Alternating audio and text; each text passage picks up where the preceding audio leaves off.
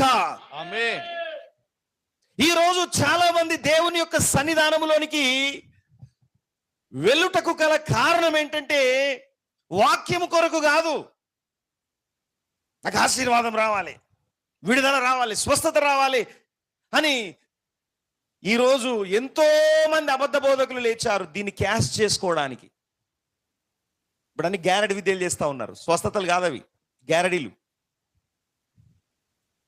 నీ పేరు నాతోనొస్తుంది, నీ పేరు సాతోనొస్తుంది, నీ పేరు స్రవంతి, నీ పేరు ఏం పేరు సా అని దేవుడు వెళ్తాడు, నీ పేరు నీ పేరు స్రవంతి. ఈ నాతోనొచ్చుడు, ఈ సాతోనొచ్చుడు, ఈ జిమ్మిక్కులన్నీ ఈ జిమ్మిక్కుల కోసం పోతా ఉన్నారు. ఏమైంది మరి? నీ జీవితం మారిందామా? ఈరోజు ఎవరెవరో వానికి వాక్యమే రాదు, వానికి మారుమనసే లేదు, మనుషుల యొక్క బలహీనతలను గ్రహించి